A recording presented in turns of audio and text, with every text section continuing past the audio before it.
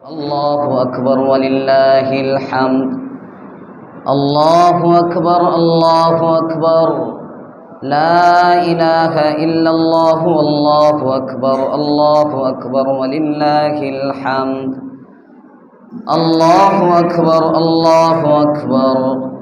لا إله إلا الله والله أكبر. الله أكبر ولله الحمد.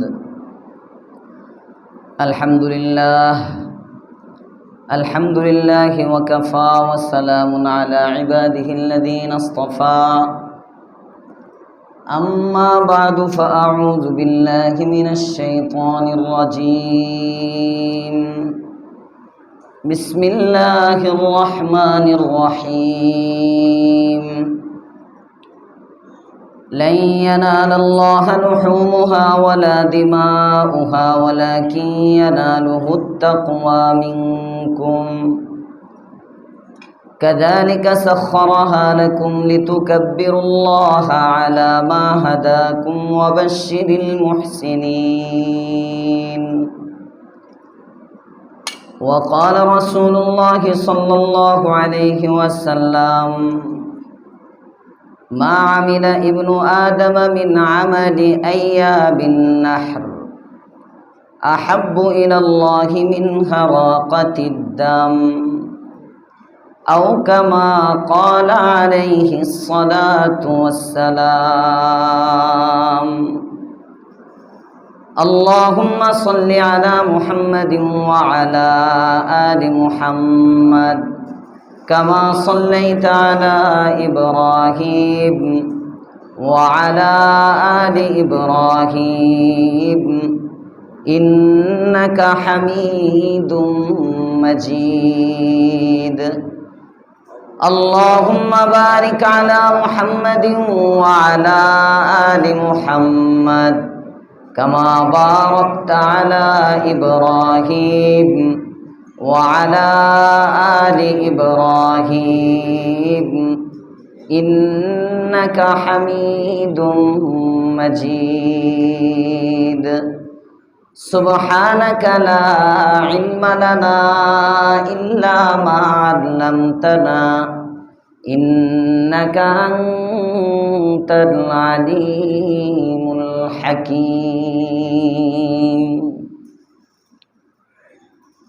अंदाज़ बयां गरचे बहुत शौक नहीं है,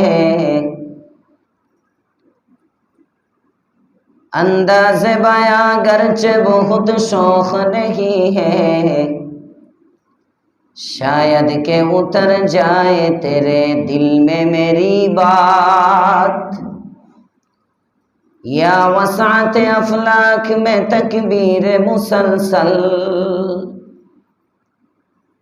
या वसात अफलाक में तकबीर मुसलसल, या खाक के आगोश में तस्बीह मुनाजात। वो मज़हब मर्दान खुदा गाह खुदा मास्त, वो मज़हब मर्दान खुदा गाह खुदा मास्त।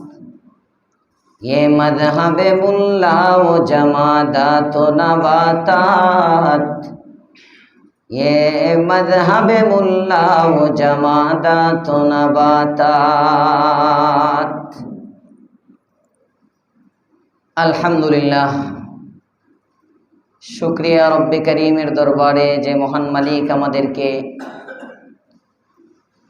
একটি বছর পরে আবারও ঈদুল আজহার নামাজ আদায়ের উদ্দেশ্যে পৃথিবীর সবচেয়ে দামি জায়গা তার ঘর মসজিদে আসার তৌফিক দান করেছেন। কালিমাতুশ শুকর পড়ি আলহামদুলিল্লাহ।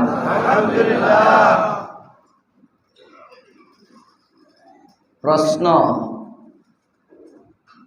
হুজুর বয়ানের উপরে কখনো মাইক দেয় না, মাইক নিষেধ করে, আজকে দিল। দুই কারণে দেওয়া। আজকের দিনটাই হলো আল্লাহ তাআলার বরত্ব ঘোষণার দিন। যারা সুবহানাল্লাহ বলেন নাই বলেন না,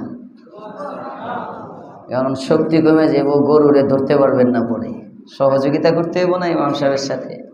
জোরে বলেন সুবহানাল্লাহ। আল্লাহ তাআলার বরত্ব ঘোষণার দিন আজকে যত বেশি, এই জন্য ঈদগাহে আসার সময় সুন্নত উঁচু আওয়াজে আল্লাহু আকবার, আল্লাহু আকবার, লা ইলাহা ইল্লাল্লাহু, আল্লাহু আকবার, আল্লাহু আকবার, ওয়ালিল্লাহিল হামদ। এই যে গতকালকে ফজর থেকে পড়তেছেন, 13 তারিখ আসর পর্যন্ত চলবে। এটা জোরে পড়া মুস্তাহাব। হাত্তাকে মুফতিয়ানে কেরাম লেখেন, কোনো ব্যক্তি যদি, কোনো পুরুষ যদি লজ্জার কারণে, লাজুক লজ্জার কারণে আসতে পড়ে, ওনার জিম্মায় তাকবীরে তাশরিক ওয়াজিব থেকে যাবে, ওয়াজিব আদায় হবে না। ইবাদতের ক্ষেত্রে কোনো লজ্জা নাই। লজ্জার কিছু জায়গা আছে, গুনাহের কারণে লজ্জা হয়, ঠিক না বেঠি? এখন মুসলমানের হালত এমন, মুসলমান গুনাহ করতে লজ্জা পায় না। গালির আওয়াজ, ওনার বাসার সামনে গালাগালি শুরু করে, আরো 3 বিল্ডিং পরে শোনা যায়, ঠিক না বেঠি? লজ্জা নাই জায়গা মতো। তো গুনাহ থেকে বাঁচা, গুনার কাজের মধ্যে লজ্জা, ইবাদতের মধ্যে কি নাই? এত লজ্জা, আমি তাকবীরটা বলি জোরে, এটা আনিজি লাগে, না না না, আনিজির কিছু নাই, বরং তাকবীর জোরে বলা এটা মুস্তাহাব। 5 ওয়াক্ত নামাজ, এই যে আজকে ঈদগাহের থেকে যাওয়ার সময়ও পারবেন না ইনশাআল্লাহ, পুরো এলাকা গুঞ্জন শুরু হয়ে যাবে। হ্যাঁ, মিছিল দরকার নাই, মানে আপনি আপনার এতটুকু আওয়াজে যেন 500 জন শুনে, সবাই যদি এতটুকু আওয়াজে বলে, তাহলে মানজারটা কেমন লাগবে, দৃশ্যটা কেমন লাগবে? মনে হবে এটা মুসলমানের সমাজ। জোরে কোন সুবহানাল্লাহ। আমরা তো মসজিদে আসিও ঘুমায় ঘুমায়, মসজিদে যাইও ঘুমায় ঘুমায়। এই জন্য আজকে মাইক দেওয়া, আজকে ইলায়ে কালিমাতুল্লাহর দিন, আল্লাহর শান বাড়ানোর দিন। আল্লাহর শান তো বাড়বে না, মানে আমরা যখন আল্লাহ তাআলার শান বেশির থেকে বেশি বয়ান করব, আমাদের মর্যাদা দাম আল্লাহর কাছে বেড়ে যাবে ইনশাআল্লাহ। 6:30টায় জামাতের ঘোষণা হয়েছে। রমজানের ঈদে আমরা 5-7 মিনিট দেরি করছিলাম, অনেক মানুষ আসতেছিল, এই জন্যে আজকে ঠিক 30-এই দাঁড়ায় যাব, 1 সেকেন্ড এদিক সেদিক হবে না। ঠিক 6:30-এই আল্লাহু আকবার তাকবীর শুরু হয়ে যাবে, এর আগেই কাতারবদ্ধ। 30-এ দাঁড়ায় কাতার সোজা করবো এমনও না ইনশাআল্লাহ, কারণ আজকের দিনের সবচেয়ে বড় আমল হলো কুরবানি। আজকের দিনের সবচেয়ে বড় আমল কি? আল্লাহ তাআলা ইন্তজারে আছেন, কখন আমার বান্দা জবাই করবে, কখন বান্দা জবাই করবে। এই দৃশ্যটা আমি দেখব, এটা আমি রবের কাছে এত পছন্দনীয় দৃশ্য। বান্দা তুমি জবাই করবে, তোমার পশুর রক্ত জমিনে পড়ার আগে আরশে আজিমে পৌঁছে যাবে। কারণ আমি তো এটার অপেক্ষায়, কতক্ষণে দেখব আমার বান্দা কুরবানি করতেছে। কুরবানি একটা ইতিহাসের সাথে জড়িত, তাৎপর্যের সাথে জড়িত। গত জুমায় আলোচনা হয়েছিল, গরু কিনা পর্যন্ত আমরা চলে গেছিলাম, গরু কিনা নিয়েও আসছি। আল্লাহ পাক রব্বুল আলামিন কুরবানির মধ্যে যে জিনিসটা বান্দার দেখতে চান, সেটা হলো বান্দার দিল। সুবহানাল্লাহ। ফজরের পরে সুবহানাল্লাহ তো কইয়া কইয়া কইতে হয়, হ্যাঁ, একটু ঘুম ঘুম ভাব অনেকে। আল্লাহু আকবার, আল্লাহু আকবার বলেন, আরো একবার বলেন। এবার শুধু ঘুমাইতেছেন যারা, তারা বলেন তো, এত মানুষ ঘুমাইতেছেন, ইন্না লিল্লাহ। জাগ্রত আর ঘুমে সবাই মিলে বলেন আল্লাহু আকবার। এই যে আল্লাহু আকবারের নামটা, তাসবিহটা, আল্লাহ সবচেয়ে বড়। যেহেতু আল্লাহ সবচেয়ে বড়, সুতরাং আমি ছোট, তার সামনে আমি কিছুই না, আমি গোলাম, আমি আব্দ। উনি যা বলবেন তাই আমি মানতে বাধ্য, ঠিক না বেঠি? তাই মানতে বাধ্য। এটার নামই কুরবানি। নামাজের সময় আসলেন, কুরবানি শুধু গরু জবাইয়ের নাম না। কুরবান শব্দের অর্থ হলো নৈকট্য লাভ করা। কুরবান শব্দের অর্থ কি? নৈকট্য লাভ। এমন ইবাদতকে কুরবানি বলা হয়। নিচতলা আর কেউ ঢুকবেন না, হ্যাঁ, ঘুরে গেলে কাতার ভেঙে আসবেন না। জুমার দিন যেমনি ভাবে কাতার ডিঙায় আসা নিষেধ, ঈদের দিনও কাতার ডিঙায় আসা নিষেধ। এজন্য যারা আগে আসছি আমরা আগে ফাঁকা জায়গাগুলো পূরণ করি যেন পিছনের বাইরা বসতে পারে। যদি জায়গা থাকে উনি চলে আসলো, এখনো ফাঁকে ফাঁকে মনে হয় 1-2 জন বসতে পারবে। হ্যাঁ, আরো 1-2 জন ভিতরে চলে আসেন, আইসা বাস। এরপরে আর ডিঙায় ডিঙায় না, যার সামনে জায়গা আছে জায়গা নিয়ে বসে যাব, ডিঙায় আসবো না, এটা মাসআলা। জুমার দিন যেমন মুসল্লিদেরকে অতিক্রম করে আসা যায় না, নিষেধ। আল্লাহর রাসূল সাল্লাল্লাহু আলাইহি ওয়াসাল্লাম বলেন, যে ব্যক্তি পরে এসে মুসল্লিদের কাঁধ টপকায় টপকায় আগে গেল, এই ব্যক্তিটা কেমন যেন একটা ব্রিজ পার হইয়া, এলিভেটেড পার হইয়া উনি জাহান্নামে গিয়ে পড়লো। চোখের সামনে আপনি জাহান্নামী হয়ে যাবেন, এটা কেমনে বরদাস্ত করা যায়? এই জন্যে কেউ আর নিচতলা মোটামুটি পরিপূর্ণ, কেউ আর ঢুকবেন না। নিচে যারা যেখানে জায়গা পাইতেছেন, 2তলা 3তলা 4তলা পর্যাপ্ত জায়গা আছে। অনেক মানুষ বাড়িতে চলে গেছেন, অনেকেই ছুটিতে, অনেকে বাড়িতে ঈদ করেন বাবা মার সাথে, অনেক মানুষ বাড়িতে আছেন। সুতরাং মসজিদে পর্যাপ্ত জায়গা আছে। আল্লাহ তাআলা সকলকে উসুল অনুপাতে মসজিদে আসার তৌফিক দান করেন, বলেন আমিন। কুরবানি দামি ইবাদত। এটার দাম এত বেশি কেন? এই ইবাদতের দ্বারা বান্দা আল্লাহ তাআলার নিকটে চলে যায়। সুবহানাল্লাহ। এটা এমন একটি ইবাদত, হযরত আদম আলা নবীনা ওয়া আলাইহিস সালাতু ওয়াস সালামের যুগ থেকে শুরু করে মুহাম্মদুর রাসূলুল্লাহ সাল্লাল্লাহু আলাইহি ওয়াসাল্লাম পর্যন্ত সর্বযুগে সমস্ত নবীর উম্মতের মধ্যে কুরবানি ছিল। সুবহানাল্লাহ। কুরবানি ছাড়া কোনো নবী নাই, কুরবানি ছাড়া কোনো উম্মত নাই। প্রত্যেক নবীর জামানায় প্রত্যেক নবীর উম্মতের জন্য কুরবানি ছিল। হযরত আদম আলাইহিস সালামের জামানায় সর্বপ্রথম কুরবানি। কুরবানির মধ্যে কি কাজ করতে হয়? কুরবানির মধ্যে গরুটা একমাত্র আল্লাহর জন্য জবাই করতে হয়। কার জন্য? আল্লাহর জন্য। এতক্ষণ পর্যন্ত, আজকে 6টা বাজে, এই 6টা পর্যন্ত যাদের নিয়ত ছিল আমি গরুটা কিনছি মানুষ দেখুক আমি বিরাট বড় লোক, আমার এলাকার গরুর মতো গরু আশপাশের কারো নাই, যার যে নিয়ত ছিল গোস্ত খাওয়ার নিয়ত, যে গরুটা কিনছি গোস্ত ভালোই হইব, কসাইরে জিজ্ঞেস করছে টাকা আর গোস্ত মিলে কিনা, সব কিছু মিলায় এই পর্যন্ত যে যেভাবে পার করছি, এখনো নিয়ত শুধরাবার সুযোগ আছে। দেখানোর নিয়ত ছিল, দেখাই তো ফেলছেন। গোস্ত খাওয়ার নিয়ত ছিল, গোস্ত খাওয়ার ওজন তো করে ফেলছেন, সব চলে গেছে। এই নিয়তটা থাকা অবস্থায় যদি আপনি জবাই করেন আপনার কুরবানি বাতিল, সব হবে না। আসেন এখন নিয়ত দোহরায় নেই। নিয়ত কি জিনিস এটা মুখেও বলতে হবে না, আল্লাহ গালের মধ্যে 2টা থাপ্পড় দিয়ে আমি সরি সরি এরকম বলতে হবে না, আমি শুধরায় নিলাম বলতে হবে না। নিয়ত কি? ইরাদাতুল কলব, বান্দার দিলের একটা ইচ্ছা। যেমন আমরা এখন মসজিদে আসছি কেন? কোন নামাজের জন্য? জুমা না? হ্যাঁ হ্যাঁ হ্যাঁ, ঈদের নামাজ পড়ার জন্য। ঈদের নামাজের মধ্যে জুমার নামাজের মধ্যে পার্থক্য কি? মৌলিক কিছু পার্থক্য আছে। যেমন জুমার নামাজের মধ্যে অতিরিক্ত কোনো তাকবীর নাই, ঈদের নামাজের মধ্যে অতিরিক্ত 6টা তাকবীর আছে। আছে না নাই? আছে, অতিরিক্ত 6 তাকবীর। জুমার নামাজ ফরজ, ঈদের নামাজ সবাই বলেন ওয়াজিব। জুমা ফরজ, ঈদের নামাজ ওয়াজিব। জুমার মধ্যেও 2টা খুতবা, ঈদের নামাজের মধ্যেও 2টা খুতবা। জুমার 2টা খুতবা নামাজের আগে ক্বাবলাস সালাহ, ঈদের 2 খুতবা ভুলে গেছেন নামাজের পরে। ঈদের 2 খুতবা কখন? নামাজের পরে। এই যে ইত্যাদি ইত্যাদি পার্থক্য, জুমার নামাজ এবং ঈদের নামাজের মধ্যে কিছু পার্থক্য আছে। এখন আমি আসলাম কোন নামাজের জন্য?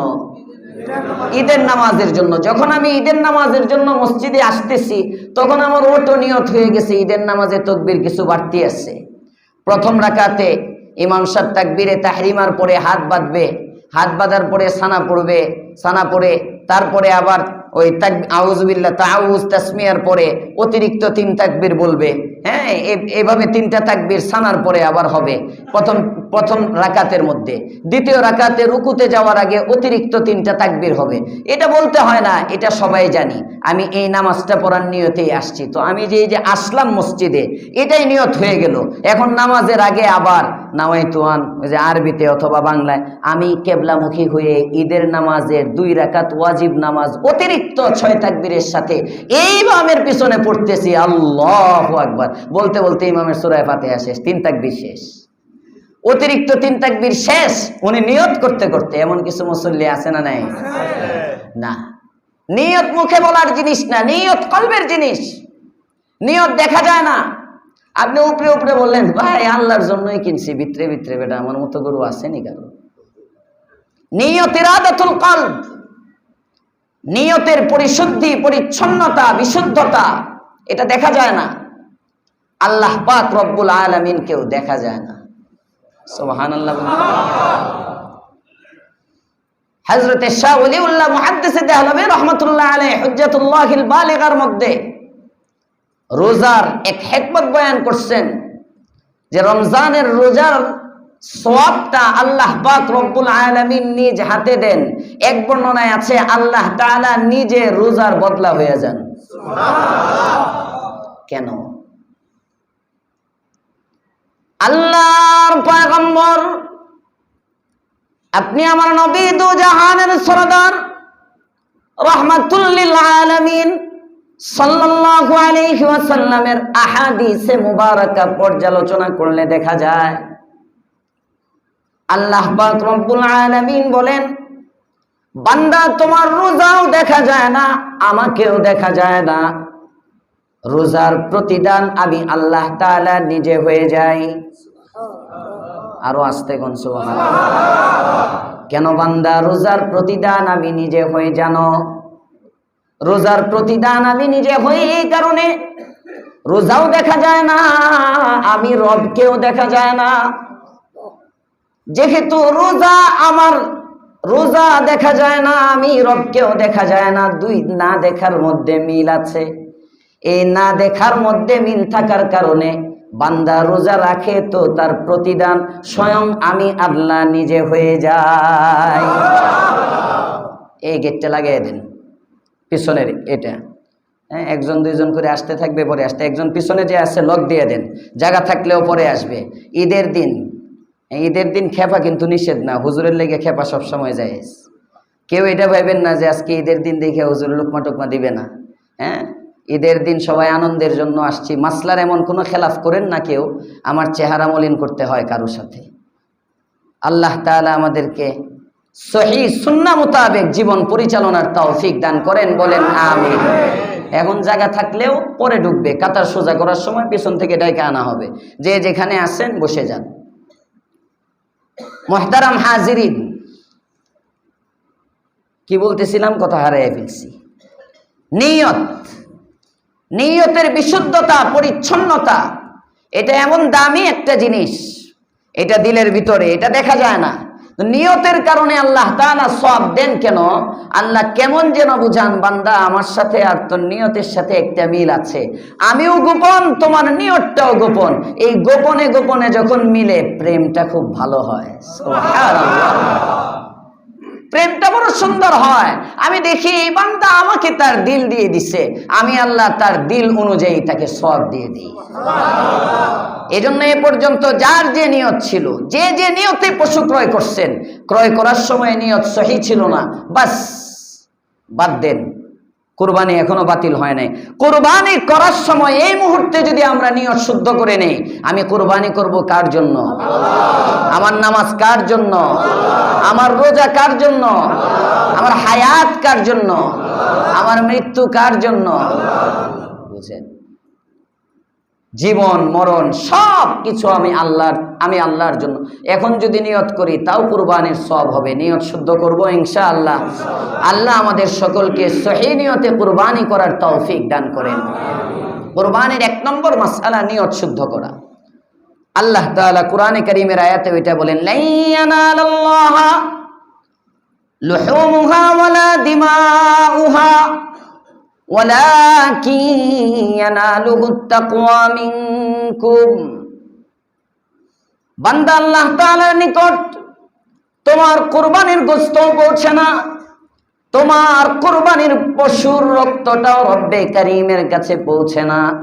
ওয়ালাকিন ইয়ানালুহুত তাকওয়া মিনকুম, তোমাদের মধ্য থেকে আল্লাহ তাআলা যে জিনিসটা পান সেটা হলো তাকওয়া। সুবহানাল্লাহ। তাকওয়া মানে এখানে নিয়ত, দিল। এই নিয়তটার এত গুরুত্ব কেন? অন্য আয়াতে আল্লাহ বলেন ইন্নামা ইয়াতাকাব্বালুল্লাহু মিনাল মুত্তাকিন, আমি আল্লাহ মুত্তাকিদের থেকেই কুরবানি কবুল করি। তো কুরবানি এটা এমন একটি ইবাদত, হযরত আদম থেকে রাসূল করিম সাল্লাল্লাহু আলাইহি ওয়াসাল্লাম পর্যন্ত সমস্ত নবীর শরীয়তের মধ্যে ছিল। হযরত আদম আলাইহিস সালামের ছেলে হাবিল কাবিল দুইজন, প্রসিদ্ধ ঘটনা আপনারা জানেন। সর্বপ্রথম কুরবানি করছেন পৃথিবীর ইতিহাসে, জোড়ায় জোড়ায় সৃষ্টি হয়, এক ছেলে এক মেয়ে। যে ছেলে যে মেয়ে, আগের ঘরের ছেলে পরের ঘরের মেয়ে, বা পরের ঘরের ছেলে আগের ঘরের মেয়ে, এভাবে একজন আরেকজনের সাথে বিবাহ বন্ধনে আবদ্ধ হন। ঘটনাক্রমে জোড়া এমন আসছে, এক জোড়ার মধ্যে নিজের সাথে যেটা, এটা বড় সুন্দরী। এখন ভাই কয়ে যে না, আমি তাকেই বিয়ে করব। যদিও নিয়ম বহির্ভূতভাবে আল্লাহ পাক রব্বুল আলামিন বলেন ঠিক আছে, এক কাজ করো আদম, সমাধানের জন্য তোমার দুই সন্তানকে কুরবানি করতে বলো। এই যে কুরবানি, প্রথম তোমার দুই সন্তানকে কুরবানি করতে বলো। যার কুরবানি কবুল হবে তারটা আমি আল্লাহ তাআলা, যার কুরবানি কবুল হবে সে ওই মেয়েকে বিয়ে করবে। আল্লাহ পাক রব্বুল আলামিন ফয়সালা দিয়ে দিলেন, হাবিলও কুরবানি করলো, কাবিলও কুরবানি করলো। আল্লাহ পাক রব্বুল আলামিন একজনের ছোট কুরবানি, আরেকজনে বিশাল বড় কুরবানি, যে দেখি আল্লাহরে কোনো রকম ঘুষ টুস দিয়া, বড় সড়ো দিয়ে সন্তুষ্ট করা যায় কিনা। আল্লাহ পাক রব্বুল আলামিন ছোট কুরবানি কবুল করে নিলেন। সুবহানাল্লাহ। বড়টা কবুল হলো না, ওই ঘটনায় যাওয়া আমার উদ্দেশ্য না, যেটা বলা উদ্দেশ্য। কবুল করে আল্লাহ তাআলা কি বললেন? ক্বালা, এই আমি আল্লাহ জানিয়ে দিলাম, তোমার ভাইয়েরটা ছোট হলেও আমি আল্লাহর কাছে কবুল হয়ে গেল, তোমারটা বড় হওয়ার পরেও আমি রবের কাছে কবুল হলো না। কারণটা কি জানো? ইন্নামা ইয়াতাকাব্বালুল্লাহু মিনাল মুত্তাকিন, আমি আল্লাহ তাআলা কুরবানি কবুল করি যার তাকওয়া আছে তার। সুবহানাল্লাহ। বড় গরু আমি দেখি না, চামড়া মোটা কিনা আমি দেখি না। হ্যাঁ, তবে চামড়া মোটা হলে, গরু বড় হলে, পশম বেশি হলে এটা বৃথা যায় না। আল্লাহর রাসূল বলেন প্রতিটা পশমে পশমে আমি আল্লাহ নেকি দান করি। এজন্য মোটা হওয়া ভালো, বড় বড় গরু হওয়া ভালো, মোটা তাজা গরু। একেবারে যার যার সামর্থ্য অনুপাতে যে যতটুক পারেন। সাহাবায়ে কেরাম পাশের থেকে জিজ্ঞেস করেন, ইয়া রাসূলুল্লাহ বিকুল্লি শারাতিন হাসানা, প্রত্যেকটা পশমে পশমে নেকি। ওয়ামাস সুফ ইয়া রাসূলুল্লাহ, সুফের মাসলা কি? সুফ বলা হয় অতিরিক্ত পশম, যেমন ওই যে ভেড়ার গায়ের মধ্যে, বেড়াই তো এটা, ওই যে খালি পশম আর পশম, ফুলা ফুলা ফুলা ফুলা পশম বেশি যখন হয়ে যায়, এই বেশি পশমকে শারাতুন হলো স্বাভাবিক পশম, আর সুফ বলা হয় অতিরিক্ত পশম। এই অতিরিক্ত পশমের আরবি সুফ। আল্লাহর রাসূল বলেন, সাহাবায়ে কেরাম বলেন, ইয়া রাসূলুল্লাহ একটা স্বাভাবিক পশমে তো আল্লাহ তাআলা নেকি দিবেন, পশম যদি বেশি হয়, এই বেশি পশমের বিনিময়ে কি হবে? মানে ভাবটা এমন, আল্লাহর মনে হয় নেকির ভান্ডারে শর্ট পড়ে যাইব, এত পশম নেকি দিবে কিভাবে? আল্লাহর রাসূল সাল্লাল্লাহু আলাইহি ওয়াসাল্লাম বলেন, সাহাবী সমস্যা কি? বিকুল্লি শারাতিন মিনাস সুফি হাসানা, প্রত্যেকটা অতিরিক্ত পশমে পশমেও আল্লাহ তাআলা নেকি দান করবেন। এজন্য যুলহিজ্জার 10 তারিখ, এই যে আজকে নামাজ, এই নামাজ আল্লাহ পাক রব্বুল আলামিন আমাদেরকে দিয়ে পড়াচ্ছেন। এই নামাজের পর থেকে কুরবানির সময় শুরু। 12 তারিখ আসর পর্যন্ত কুরবানি করা যাবে। 12 তারিখ মানে মাগরিব পর্যন্ত 1 ঘন্টা হাতে রাখলাম, যাতে মাগরিবের পরে চলে না যায়। গুরুবে শামস, সূর্য অস্তমিত হওয়ার আগ পর্যন্ত কুরবানি করা যাবে। আজকে কোনো ব্যক্তি কুরবানির ওয়াজিব হয় নাই ওনার উপর, নেশাব পরিমাণ সম্পদ নাই, আগামীকালকে নেশাব পরিমাণ সম্পদ নাই, 12 তারিখ সকালবেলা কথার কথা শ্বশুরবাড়ির থেকে 1 লাখ টাকা হাদিয়ে চলে আসছে, তার কোনো ঋণ নাই, মৌলিক প্রয়োজনের অতিরিক্ত ঋণ মুক্ত মাত্র 67,000 টাকা পরিমাণ সম্পত্তির মালিক, 12 তারিখ সকালবেলা হয়ে গেছে। এই ব্যক্তির উপরেও 12 তারিখ সূর্য অস্তমিত হওয়ার আগে আগে কুরবানি ওয়াজিব। মনে থাকবে ইনশাআল্লাহ। আমরা যারা এখনো কুরবানির পশু কিনতে পারি নাই, ইনশাআল্লাহ আমরা কুরবানি সকলেই দিব। কুরবানি এটা সামাজিকতা নয়, সমাজ কি বলবে যদি না দিই, সমাজ কিছু বলার জিনিস না, সমাজ কিছু বলার জিনিস না, সমাজ কি বললো সেটা আমার দেখা না। কুরবানি এটা ইবাদত, কুরবানি এটা কি ইবাদত, এটা নেয়ামতের মুকাবালা।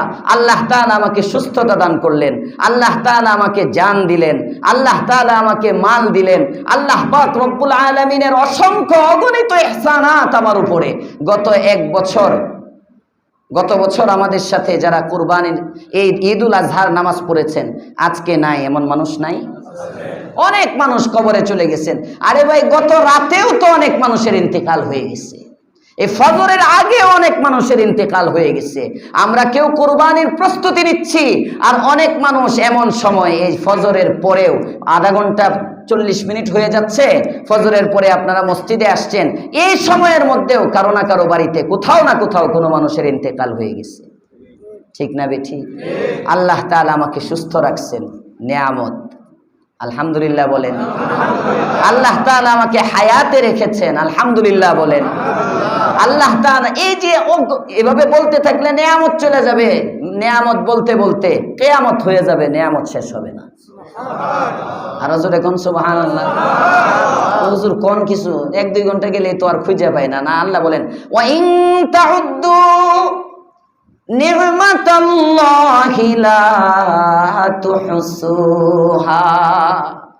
হাবিব আমার, আপনার উম্মতদেরকে আপনি বলে দেন, তোমরা সবাই মিলে ওয়া ইন তাউদ্দু নি'মাতাল্লাহি লা তুহসুহা, আল্লাহর দেয়া নেয়ামতগুলো যদি তোমরা সকলে গণনা করতে শুরু করো, তোমাদের হায়াতে জিন্দেগি শেষ হয়ে যাবে, আমি আল্লাহর নেয়ামত গুনে গুনে শেষ করতে পারবে না। নেয়ামত গুনে শেষ করতে পারবে না, নেয়ামত গুনতে গুনতে কিয়ামত হয়ে যাবে, নেয়ামত থেকে যাবে। এই যে এত নেয়ামত দিলাম, নেয়ামতের মোকাবেলায় আল্লাহ তাআলার নিজাম হলো, বান্দাকে যখন কোনো নেয়ামত দেন, নেয়ামতের বিপরীতে আল্লাহ তাআলা দিক নির্দেশনাও দিয়ে দেন। সুবহানাল্লাহ বলেন। এই নেয়ামতটা তোমাকে দিলাম, বেগম নামক স্ত্রী নামক একটা দৌলত তোমাকে দিলাম, তার সাথে তোমার করণীয় কি আমি আল্লাহ জানিয়ে দিলাম। সন্তান নামক নেয়ামত তোমাকে দিলাম, সন্তান পেয়ে তোমার করণীয় কি এটাও আমি আল্লাহ জানিয়ে দিলাম। ঘুম থেকে উঠা, এটা একটা নেয়ামত। অনেক মানুষ ঘুমের মধ্যে ইন্তেকাল হয়ে যায়, ঘুম থেকে জাগ্রত হতে পারে না। এই যে ঘুম থেকে তুমি উঠলা, আমি আল্লাহ তাআলা নিয়ামত দিলাম, উঠার পরে করবেটা কি এটাও আমি আল্লাহ জানাইয়া দিলাম। খাবার একটা নিয়ামত, তোমার সামনে খাবার উপস্থিত করলাম, এটা একটা নিয়ামত। খাবার উপস্থিত হওয়ার পরে বান্দা করবেটা কি এটা আমি রাসূলের মাধ্যমে জানাইয়া দিলাম। ইস্তেনজা, হজম, প্রস্রাব একটা নিয়ামত, পায়খানা, বড় ইস্তেনজা, এটাও একটা নিয়ামত। বান্দা জরুরতের যখন তোমার হাজত সামনে আসলো, প্রয়োজন সারার জন্য কোন পদ্ধতিতে যাবে, কিভাবে যাবে, এটাও আমি আল্লাহ জানাইয়া দিলাম। তোমার উপর যে অসংখ্য অগণিত নিয়ামত আমি আল্লাহ তাআলা দিলাম, প্রত্যেকটা নিয়ামতের মোকাবেলায় আমি আল্লাহর দিক নির্দেশনা আছে। আর সামষ্টিক নিয়ামতগুলোর মোকাবেলায় আমি আল্লাহ আমার পয়গম্বরকে 2টা দিক নির্দেশনা দিলাম। সূরা কাউসারের মধ্যে রব বলেন, ইন্না আ'তাইনাকাল কাউসার। নবী গো, আদম থেকে শুরু করে ঈসা আলাইহিস সালাম পর্যন্ত 100 লক্ষ পয়গম্বর কমবেশ সকলকে আমি আল্লাহ নিয়ামত দিয়েছি। তবে নবী, আপনাকে আমি আদর করি বেশি, তো আপনি আমার হাবিব, তো ইন্না আ'তাইনাকাল কাউসার, তাই আপনাকে নিয়ামত আমি একটু বাড়াইয়া দিলাম। সুবহানাল্লাহ। আল কাউসার কাসীর। জমহুরে মুফাসসিরিনে কেরাম এখানে কাউসারের অর্থ করেন কাসীর, তার মানে আপনার সব কিছুই বাড়তি, আপনার উম্মতের সংখ্যা বাড়তি, আপনার আপনার গুণের সংখ্যা বেশি, আপনার সৌন্দর্য বেশি, আপনার টাকা পয়সা বেশি, আপনার উম্মত বেশি, আপনার কিতাবের মান বেশি। সুবহানাল্লাহ। এক কথা, ইন্না আতাইনাকাল কাউসার, সামষ্টিকভাবে নবী আপনাকে আমি সব বাড়াইয়া দিলাম। আদমকে এমন কিছু যা দিয়েছি তা তো আপনাকে দিয়েছি, ইব্রাহিমকে যা দিয়েছি তা আপনাকে দিয়েছি, কিন্তু আপনাকে এমন কিছু দিয়েছি যা আদমকে দেই নাই, যা ইব্রাহিমকে দেই নাই, নূহকে দেই নাই, কোন পয়গম্বরকে দেই নাই। এই যে আপনাকে সামষ্টিকভাবে বাড়াইয়া দিলাম নিয়ামত, করণীয় কি এটাও আমি আল্লাহ জানাইয়া দিলাম। নিয়ামতের মোকাবেলায় আপনি আমাকে দুইটা জিনিস দিয়ে দেন। সুবহানাল্লাহ। ইন্না আতাইনাকাল কাউসার, আপনাকে আমি বাড়াইয়া দিলাম নিয়ামত, পরিণামে আপনার কাছে আমি দুইটা জিনিস চাইলাম। নাম্বার 1, ফাসাল্লি লিরাব্বিকা, আপনার রবের জন্য আপনি নামাজ পড়েন। সুবহানাল্লাহ। নাম্বার 2, ওয়ানহার, আপনার রবের সন্তুষ্টির জন্য আপনি কুরবানি করেন। তাহলে বোঝা গেল কুরবানি সামষ্টিক নিয়ামতের বদলা। আল্লাহর রাসূলকে আল্লাহ তাআলা নিয়ামত দিয়ে দুইটা জিনিস চাইলেন। আমি আপনাকে তো অনেক কিছু দিলাম, আপনার থেকে দুইটা জিনিস দিলাম। 1 নম্বর নামাজ চাই, 2 নম্বর কুরবানি চাই। আমাদেরকে নবীর মাধ্যমে শিক্ষা দিচ্ছেন কিয়ামত পর্যন্ত সমস্ত উম্মতের যে নিয়ামতগুলো তোমাদেরকে আমি দিলাম, তোমাদের থেকে নিয়ামতের মোকাবেলায় আমি আল্লাহ সামষ্টিক নিয়ামতের মোকাবেলায় দুইটা জিনিস চাইলাম। শুধু শরীরের পরিবর্তে তোমার কাছ থেকে নামাজ নেই, শুধু মালের পরিবর্তে তোমার কাছ থেকে আমি যাকাত নেই। শরীর এবং মাল দুইটার সমন্বিত নিয়ামতের বিপরীতে তোমার কাছ থেকে আমি হজ নেই। এছাড়া তোমার সুস্থতা, তোমার বিবি বাচ্চা, তোমার আহলে আয়াল, তোমার আলে আওলাদ, তোমার সন্তান সন্ততি, তোমার সম্পত্তি, তোমার গাড়ি, তোমার বাড়ি, তোমার ব্যাংক ব্যালেন্স, টাকা পয়সা, সুস্থতা, সামষ্টিক যে নিয়ামতগুলো আছে, সামষ্টিক নিয়ামতের মোকাবেলায় তোমার কাছে বান্দা আমি আল্লাহ দুটি জিনিস চাইলাম। নাম্বার 1, নামাজটা পড়ো। কোন নামাজ? মুফাসসিরিনে কেরাম বলেন এই আয়াতের ব্যাখ্যায় ফাসাল্লি লিরাব্বিকা, এই আয়াতের মধ্যে আল্লাহ ঈদের নামাজের কথা বলছেন। ঈদের নামাজটা পড়ো। 2 নাম্বার, নামাজের পরে সবচেয়ে বড় আমল ওয়ানহার, কুরবানি করো। সুবহানাল্লাহ। নাহরুন বলা হয় উটের নহর করাকে, উটের কুরবানিকে নহর বলা হয়। ওয়ানহার, যদি আহলে আরবরা উটকে বেশি কুরবানি করত রাসূলের জামানায়, এখনো উট বেশি কুরবানি হয় আরবে, যে কারণে আরবদেরকে লক্ষ্য করে কোরআনের প্রথম শ্রোতা যেহেতু আরবরা, এজন্য কোরআনে আরবরা হলো প্রথম শ্রোতা। তাদের কালচার, তাদের সামাজিকতা, ওই সমাজে যে বিষয়গুলো চলতো ওই শব্দ আল্লাহ তাআলা চয়ন করেছেন ওয়ানহার। কিন্তু মুফাসসিরিনে কেরাম লেখেন এখানে মুতলাক কুরবানি, খাসির কুরবানি, গরুর কুরবানি, যে কুরবানিগুলো যে সমস্ত পশু দ্বারা বৈধ, সমস্ত কুরবানিকে আল্লাহ তাআলা এই আয়াতের মধ্যে ঢুকাইয়া দিয়েছেন। সুবহানাল্লাহ। তাহলে আল্লাহ আমাদেরকে যে নিয়ামত দিলেন, নিয়ামতের মোকাবেলায় কয় জিনিস চাচ্ছেন আজকে? নাম্বার 1, নাম্বার 2, নামাজ পড়ার জন্য আসছি কুরবানি। কুরবানি আমরা সকলেই করব, কার জন্য? কুরবানি করার ক্ষেত্রে আমরা কয়েকটা মাসআলা বিশেষভাবে খেয়াল রাখবো। মাসাইলের অনেক আলোচনা হয়েছে, কুরবানি আমি কয়েকটা মাসআলা বিশেষভাবে আপনাদেরকে বলে দিব। আমি পয়েন্ট করে নিয়ে আসছি। 1 নম্বর, কুরবানির সময় বলা হয়েছে জবাই করার তরিকা। জবাই করার তরিকার ক্ষেত্রে যে জিনিসগুলো হবে, কুরবানির জবাই করার ক্ষেত্রে আপনার পশুকে কিবলামুখী হয়ে শোয়ানো, পশুকে কেবলামুখী করে শোয়ানো, পশুকে গোসল করায় নেওয়া, কেবলামুখী করে শোয়ানো, তারপরে আপনার জবাই করা। জবাইয়ের আগে ছুরিটা ধার দিয়ে নেওয়া যেন পশুর কষ্ট না হয়, হাত পা বেঁধে নেওয়া। এবং জবাই করার ক্ষেত্রে আপনার যারা জবাইয়ের সহযোগিতা করবে, সবাই, একজন জবাই করবে আর 2 জনে ছুরি ধরে, অনেক সময় সহযোগিতা করে। যদি কয়েকজন, যতজন মিলে জবাই করবে সবাই বিসমিল্লাহি আল্লাহু আকবার বলা। মনে থাকবে ইনশাআল্লাহ। মনে করেন মুয়াজ্জিন সাহেব ছুরি নিয়ে গেছে, আপনি বললেন যে হুজুর দেন আমি একটু চালাই, হ্যাঁ একসাথে চালাইলেন। হুজুর বিসমিল্লাহি আল্লাহু আকবার বলল, আপনি ছুরিতে ভাগ দিলেন, বিসমিল্লাহি আল্লাহু আকবার আপনি বললেন না, আপনার কুরবানিতে সমস্যা হয়ে যাবে। এজন্য যারা জবের কাজে সহযোগিতা করবে, জবাই করবে, প্রত্যেকের উপরেই বিসমিল্লাহি আল্লাহু আকবার বলা এটা জরুরি। এই জিনিসটা আমরা বিশেষভাবে খেয়াল করব। পশু জবাই করার পরেই অনেকে চামড়া খোলা শুরু করে না, পশুটা জবাই করার পরেই দেখবেন কষাই আছে কিছু, কতক্ষণে সে আপনারটা শেষ করে আরেকটাই যাবে, এনে আরেকটা ছোট্ট ছুরি নিয়ে আবার গোতানো শুরু করে। এগুলো মাকরু, এগুলো করতে দিবেন না। জবাইয়ের পরে পশু ঠান্ডা হবে, একটু নিস্তেজ হবে, তাড়াহুড়া করবেন না। আপনার গোশত তো আপনার জন্যই থাকবে, কেউ নিবে না। আধা ঘন্টা, 20 মিনিট, 15 মিনিট একটু যাক, তারপরে আপনি পশুটা চামড়া খোলানোর জন্য শুরু করেন স্বাভাবিক হওয়ার পরে। এইটা জবাই সংক্রান্ত একটা মাসআলা। জবাই করার পরে গোশত খাওয়ার মাসলা। আজকে তো জানেন আপনারা, কুরবানি ঈদে নিজের কুরবানির গোশত দিয়ে ইফতার করা, কেমন যেন রোজা আছেন, কুরবানির গোশত দিয়ে ইফতার করবেন। যে কোনো একটা অংশ হোক, সেটা কলিজা বা যে কোনো এক জায়গায় ছিলার পরে একটু গোশত বাসায় পাঠিয়ে দিলেন, ওইটা রান্না বান্না করলো, পরে পুরাটা ভাগটাক করতে থাকলেন। হ্যাঁ, ছোট কোনো অংশ যদি শরিকানা কুরবানি হয়, কলিজাটা ভাগ করে নিলেন, এটা আগে দিয়ে দিলেন, বা যেটা সহজ হয় একটু পরিমাণ মতো নিয়ে সবার ঘরে ঘরে একটু পৌঁছে দিলেন, পাকশাক হয়ে গেল। কুরবানির গোশত দ্বারা ইফতার করা এটা একটা মুস্তাহাব, উত্তম। যারা পারি চেষ্টা করব কুরবানির গোশত খাবো, সবাই খাবো, সুন্নতের ইত্তেবায়ের নিয়তে খাবো, পারবো ইনশাআল্লাহ। ইত্তেবায়ের সুন্নতের নিয়তে রসুল খাইছেন, ভুনা করে খাইছেন আল্লাহর রসুল সাল্লাল্লাহু আলাইহি ওয়াসাল্লাম। মাশফিয়ান হাদিসের মধ্যে আসছে, আমরা ভুনা করে খাবো, নিয়ত করব আমার রসুল ভুনা খাইছেন, এজন্য আমি ভুনা খাইতেছি। সুবহানাল্লাহ, এটাও ইবাদত। আল্লাহর রসুল গোশতের তরকারি খাইছেন, তরকারি ঝোলটা বেশি দিয়ে খাইছেন। যাদের তরকারি ঝোলওয়ালা পছন্দ তারা ওইটা খাইবেন, মনে করবেন আল্লাহর রসুল খাইছেন এজন্য আমি খাচ্ছি। পারলে একটু লাউয়ের তরকারি করে খাইবেন। হাদিসের মধ্যে আসছে, হযরত আনাস বলেন রসুল লাউ কদু দিয়ে আর আপনার গোশত একসাথে পাকানো হয়েছে, ওখান থেকে আল্লাহর রসুল কদুগুলো বেছে বেছে বেছে নিয়ে মুখে দিচ্ছেন। এটাও হাদিসের মধ্যে আছে, এটাও গোশত খাওয়ার একটা পদ্ধতি। ইত্তেবায়ে সুন্নতের জন্য এটাও খাবেন। একদম শুকনা করা, আম্মাজান আয়েশা বলেন কুরবানি করার 15 দিন পরে শুকনা গোশত আমি আল্লাহর রসুলের সামনে পেশ করছি, যাকে আরবিতে কাদিব বলা হয়।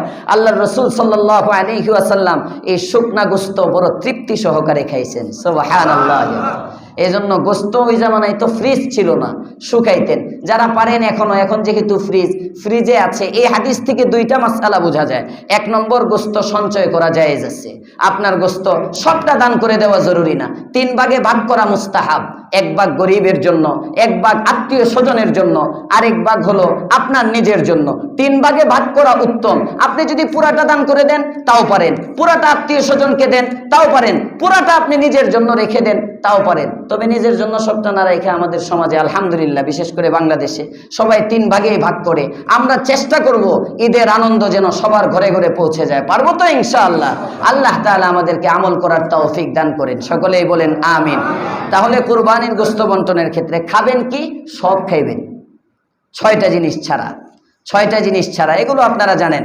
হারাম মগজ খাওয়া যায় না, মূত্রনালী, এরপরে প্রস্রাবের থলি, আর হলো আপনার পায়খানার থলি, যেটা এগুলো খাওয়া যায় না, এদিকেও খায়ও না। হারাম মগজ খাওয়া যায় না। গুদুদ, যেটাকে আপনার বলে, গুদুদের বাংলাটা হইল, গুদুদও বুঝে, বাংলাটা আমি এখানে লিখছিলাম, এটা কই, মাংস গ্রন্থি, গুদুদের বাংলা যেটা, মাংস গ্রন্থি, এটা খাওয়া যায় না। পিত্ত, এটা খাওয়া যায় না। এই 6 জিনিস ছাড়া বাকি যা আছে সব খেতে পারবেন, সবটাই খাওয়া যায়, মনে থাকবে ইনশাআল্লাহ। বাকি যা আছে সব। চামড়া, অনেকে, কালকেও আমার কাছে 2-3টা ফোন আসছে, এই উত্তরা থেকে, মাদ্রাসার পাশ থেকে ফোন আসছে, নরসিংদী এক জায়গা থেকে ফোন আসছে যে হুজুর চামড়া খাওয়া যাবে কিনা। হ্যাঁ, চামড়াও আপনার জন্য। কুরবানির যা আছে সব আপনার, চামড়াও আপনার। আপনি যদি খাইতে চান পশম টসম সরায়া চামড়াও খাইতে পারবেন, আপনার জন্য বৈধ।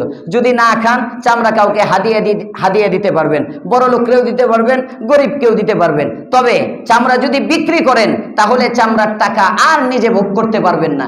এটা ওয়াজিবুত তাসাদ্দুক, এটা একেবারে গরিবকে, মিসকিন, ফকির, যাকাতের যে সমস্ত খাত, এমন কোন খাতের মধ্যে এটা সদকা করে দেওয়া ওয়াজিব হবে, মনে থাকবে ইনশাআল্লাহ। এই মাসআলাগুলোর দিকে আমরা মোটামুটি খেয়াল করব। আল্লাহ পাক রব্বুল আলামিন আমাদের সকলকে সুন্দরভাবে কুরবানি করার তৌফিক দান করেন, সকলেই বলেন আমিন। জবাই করতে গেছেন, জবাই করার সময় হঠাৎ করে মনে করেন আগে কুরবানির পশুর মধ্যে কোনো ত্রুটি ছিল না, জবাই করতে গিয়ে কোনো ত্রুটি সৃষ্টি হয়েছে পশুর লাফালাফির কারণে একটা কান কেটে গেছে, কথার কথা, পশুর লাফালাফির কারণে একটু চোখের মধ্যে গুতা লেগে গেছে। পশুর সমস্যার কারণে যদি কোনো নতুন সমস্যা তৈরি হয়, কুরবানিতে কোনো সমস্যা নাই, কুরবানি হয়ে যাবে, চোখ বন্ধ করে দিয়ে দিবেন। আগে ভালো কিনা শর্ত, কুরবানি করতে গিয়ে যদি কোনো সমস্যা হয় কোনো সমস্যা নাই, এই সমস্যাটা সমস্যা না। 12 তারিখ পর্যন্ত 13 তারিখ পর্যন্ত তাকবীরে তাশরিক সকলে আমল করবেন। এবং জোহরের নামাজ, শুধু রক্ত জড়ানোর কুরবানি যেন না হয়। কুরবানির সবচেয়ে বড় শিক্ষা হলো আমাদের আত্মাকে মিটিয়ে দেওয়া, আমাদের দিলকে মিটানো, আল্লাহর সামনে সমস্ত কিছুর কুরবানি পেশ করা, এই মানসিকতা তৈরি করা, এটা আমরা করব। কুরবানির সবচেয়ে বড় শিক্ষা। জোহরের নামাজটা কেউ কাজা করব না। আমাদের এখানে এলাকায় এই 6:30টায় নামাজ হয়ে গেলে নামাজের পরে আপনারা জানেন, যারা আছেন গত ঈদ থেকে আমরা চালু করেছি সুন্নত তরিকায় ঈদের নামাজের খুতবার পরে সম্মিলিত মোনাজাত। এটা কোনো রেওয়ায়েত দ্বারা সাবিত না, তবে নামাজের পরে মোনাজাত এটা হাদিস দ্বারা প্রমাণিত আছে। যে কারণে আমরা এই মসজিদের মধ্যে অনেক নতুন মুসল্লিয়ানে কেরামও আসছেন, এই মসজিদের মধ্যে আমরা ঈদের নামাজের পরপরেই আমরা দোয়া করি এবং দোয়ার পরে আমরা খুতবা দেই। মনে রাখবেন, ঈদের নামাজ একটা ওয়াজিব, খুতবা একটা ওয়াজিব। ঈদের নামাজ একটা ওয়াজিব, খুতবা শ্রবণ করা ওয়াজিব, খুতবা শোনা ওয়াজিব। খুতবা শুধু দেওয়া ওয়াজিব না, খুতবা দেওয়া হলো খতিব সাহেবের জন্য সুন্নত, খুতবা দেওয়াটা সুন্নত, কিন্তু আপনারা বসে থেকে খুতবা শ্রবণ করা ওয়াজিব।